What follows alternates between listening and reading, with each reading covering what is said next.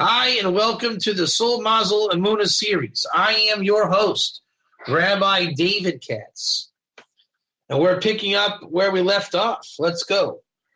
We're in the Otzer HaMazal, the Encyclopedia of Mazal, Collection of Mazal, which is the Ultimate Emunah series. Let's go.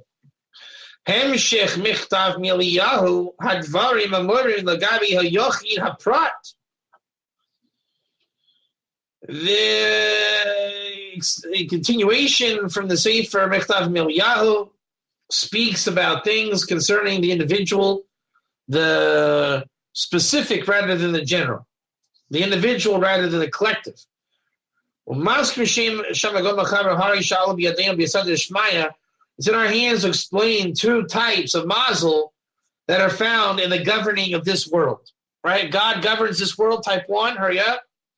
And there's two kinds of Mazal and how God does it. The lama ha'echad nitin lehishtanus the hasheni lo. How come one can change his Mazal and the other guy can't? The kol zehu b'mashen agel liyachidim. All of this is in what's particular to an individual. Everything ultimately is an individual-based experience and reality. Geder hamazul lagabe umus ha'ilam. The condition of Mazal by the nations of the world. Hashem natan al kol am koichiv u'mazal yedua.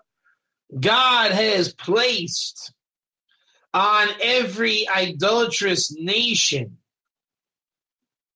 Hashem noten al kol am koichev u'mazal yedua. On every nation of star and astrological sign as known. These are called the ministers over the nations of the world. Tav haramban vayikra. Ki Hashem anichban bara hakol. God created everything. And he placed power of the belows in the aboves. And also, the Kisve Yavitor, what's that word? Uberakanti, what that is, the Hefich.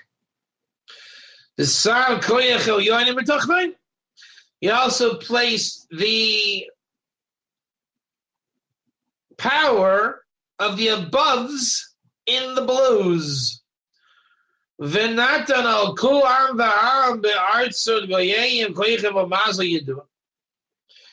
he placed over each and every nation of the lands of the nations a star and astrological phenomenon, as is known, kasher noida be'atstaganius. That's a word we're going to have to look up right there. That's a word we got to look up. Atstagninios. What's that? Atstag.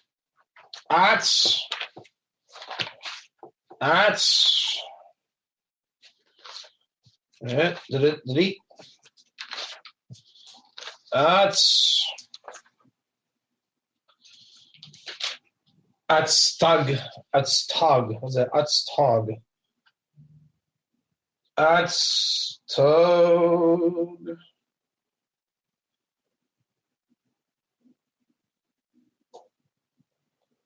What is that? I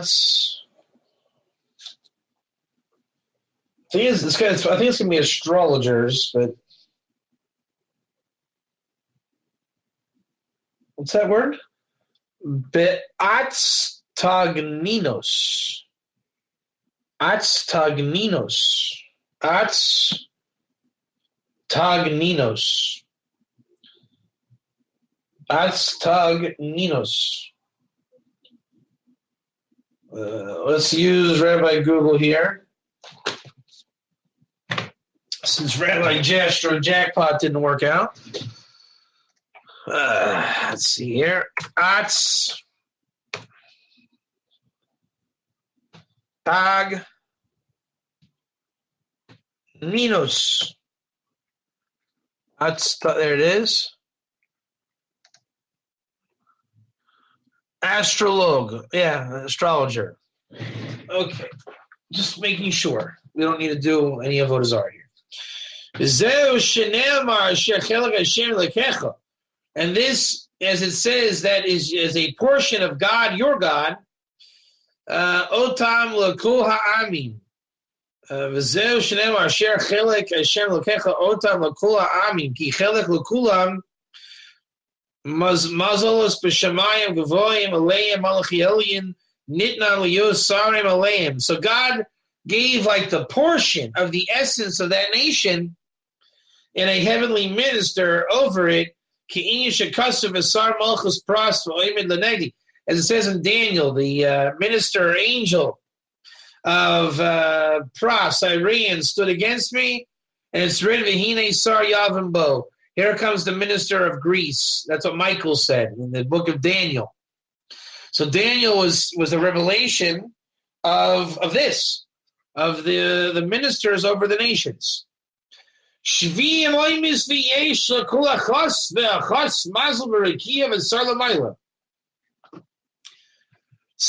nations, and each one of them there's a Mazal in the firmament and a minister above. Ki 70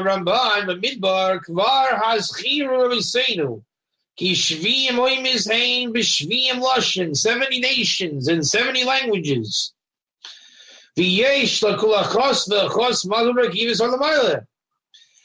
one there's a Mazal in the firmament and a minister above. Ki inyan shenemar Daniel, as it says in Daniel. V'kulam koichim u'mazul lachin yasu lehem Elohim mehem v'avdum. To all of them there's a star and a Mazal, and therefore they will do yasu lehem Elohim mehem, that God does stuff to them from them. The kings of Ramban Devarim, Asher Chelek Hashem Lokeka, Oyisem L'Kol Ha'amim, Kilo Kula V'Kol Yichiv Mazul V'Gveim Aleim Al Chiyal Yon V'Eretz Sari Omus Sheim Gavayim Al Omus Kula Chet Al Umas. So we already read that, and then we already read about the angels in Daniel, just repeating the same stuff. L'Kulam V'Am Kol Yichiv Yidua Mazul V'Chein Yish Mazul L'Kol Yirir. Every country, every nation, every city has an angel. So that makes perfect sense when you go to cities. I know in my travels, when I went to London and New York, Cape Town, there's always a radically different vibe in the city, right? You can really get the sense of city. What you're really sensing is an angel. Mamish, an angel and its wisdom. Every star and constellation, Emunah, like how do you say Emunah? Like economizes on its nation and bestows. L'chein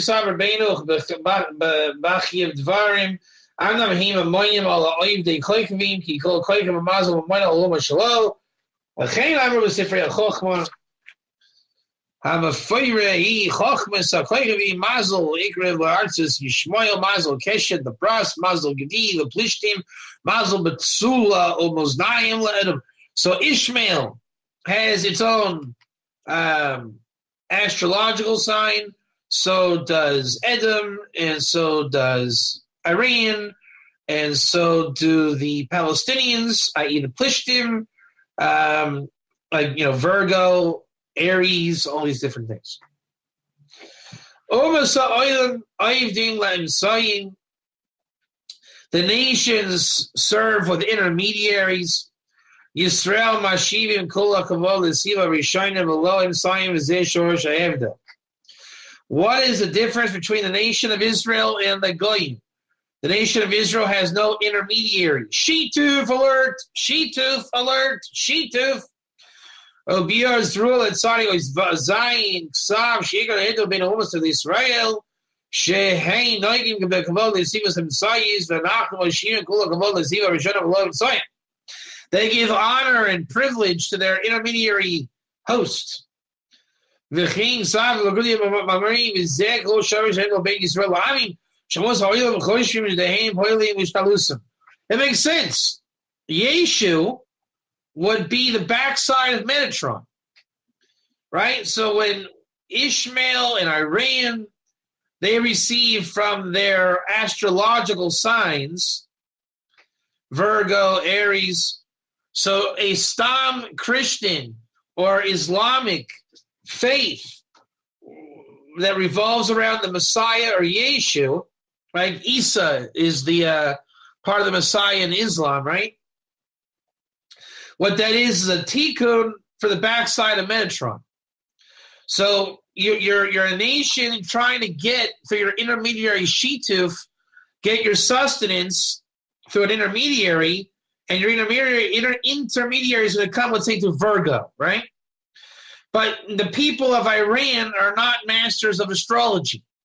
Number one, they're idolatrous. They wouldn't even think to use the wisdom the right way.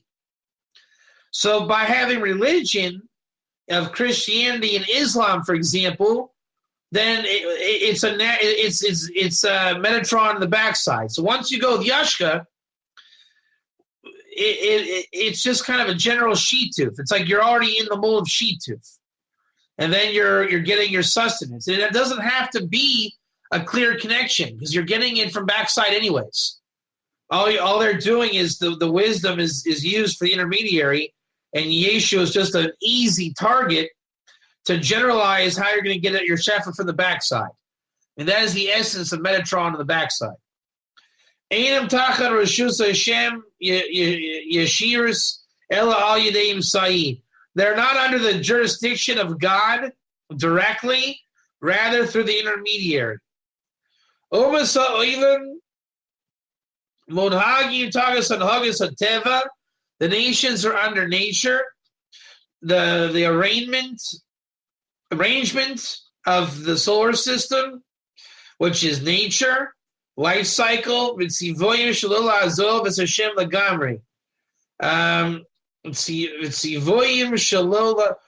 is why they never actually drop God completely. There is no such thing as an atheist, right? Because the nations have to get sustenance, and sustenance is coming from God. So if it's the Goyish nations, then they're going to get it through the intermediary. And remember, you have to get food. You can't just starve and live. So you start to get cyclical and natural. And you start to depend on nature. So when the Nile River floods, you have your shefa for the whole year in Egypt, type 1. So we get our shefa from the Nile River, type 1. Hello.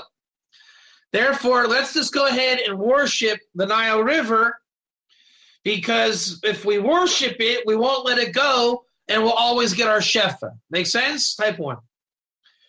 So then you have to figure out the wisdom of which astrological sign and this. I mean, by that time, you're already getting into wisdom. You might as well just serve God. Get rid of the intermediary.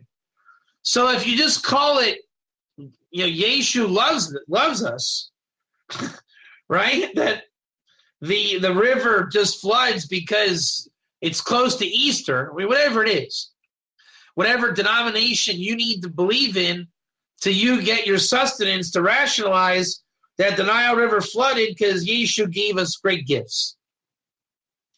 So back in the day, it was Canaanite idolatry in Egypt around the Nile, right? So organized religion, you can see, replaced wisdom. They used to have wisdom of Avodah Zarah for whatever reason. I mean, why didn't they just go right to God? That's what God's asking too. So today, instead of making it so hard on wisdom in Avodah Zarah, just have religion, Christian, Islam, Buddhism, and you still get the shefa, right? So you don't really need to know why the Nile River floods. Just, thank the sheet-tooth Lord that gave us the flooding Nile River. The way to break it, obviously, is to remove the intermediary, remove the sheet-tooth, and understand God gives Shefa. If it comes to a flooding river, thank God. That was God that did it, nobody else, type 1. But again, that requires wisdom as well, and understanding how Mazal works, and the 3 parts of Mazal, how God works with you, how God has Ma'aseh Bereshis, how God governs creation. That's what God wants. God gets no more pleasure in this world than those that study Ma'aseh Merkava, Ma'aseh Bereshis. But again, when Avodah Zarah and the nations remove the wisdom, you either have to be an expert in Avodah Zarah, which is what they used to do. God only knows why. I mean, why? If you're already going to be in wisdom, why won't you just serve God? Why do you got to do it through Avodah Zarah? But that's what they were facing back then. Probably because the wisdom came a lot easier than through Torah. Torah is very difficult to get the wisdom. But if you just have kind of perverted relations of things, the wisdom just comes to you, so you get the wisdom through the backside. Now they're saying wisdom is just too hard. We got to clean up society. So it's easier just to say that the Shituf God makes the world go round. We don't ask why. We just have dogma. So it sounds familiar, everybody? And then, the Shituf God gives us our stuff. Hallelujah, right? And again, the Tikkun is Torah Judaism, which we're doing now, and understanding how God runs the world. So that's the difference between the nation of Israel and the other nations. The nations they go through their minister, and the minister comes through this intermediary in Shituf. Israel goes right to God, has no intermediary, and receives a shefa from God. This is going to go on for a little while here, I see. Wow, this is going to be a good little piece. Yeah, so we'll stop there, and we'll pick up with the nations of the world. Wait a minute. We're in the middle of this. Hold on a second. The nations are under nature, so your Shituf God is going to be revolving around nature and cycles rather than God himself. So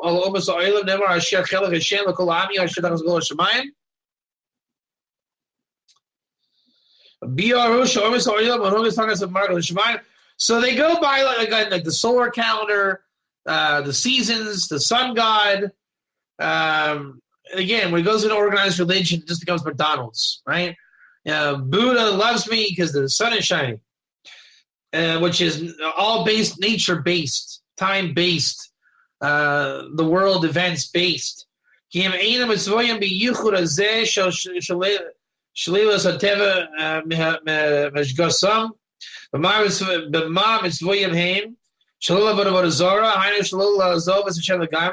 Wow, here it is, Jacques. Here it is. Ready? They're not commanded.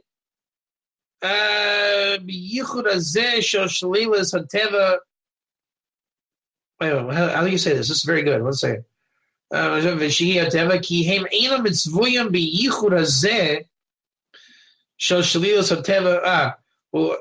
not commanded to be idolaters.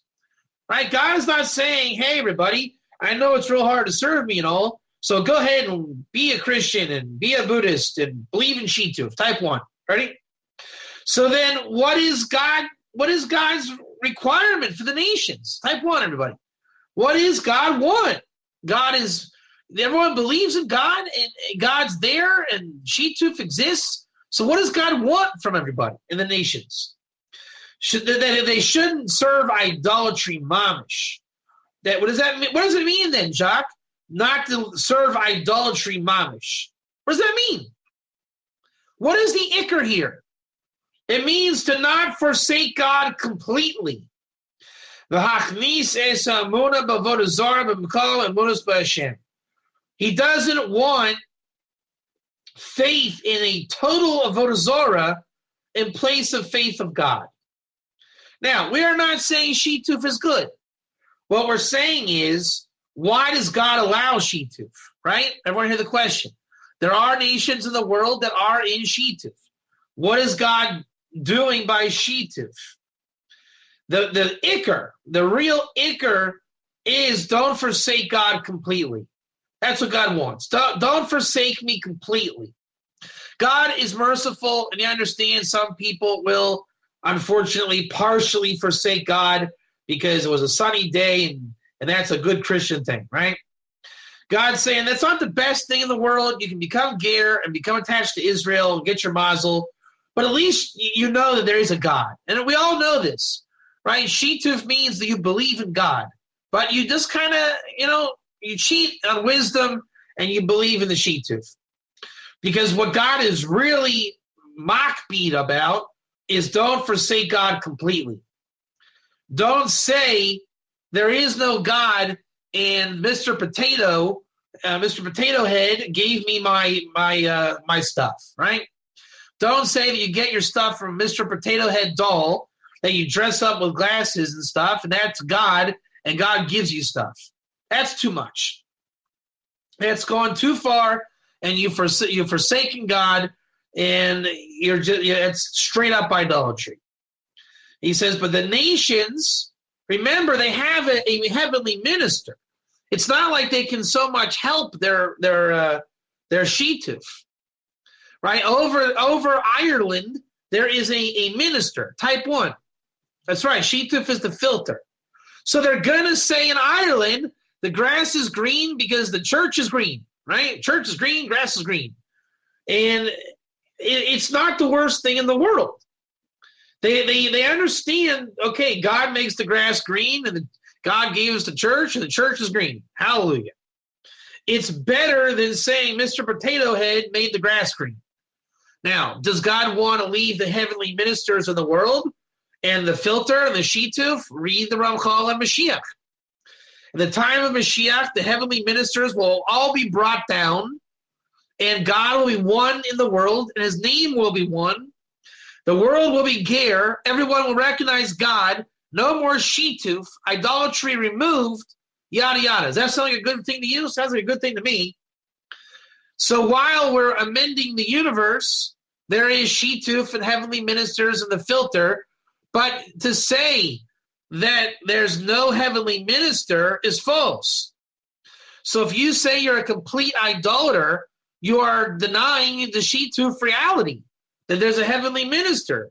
So idolatry is a straight-up lie, because God put heavenly ministers over the nations.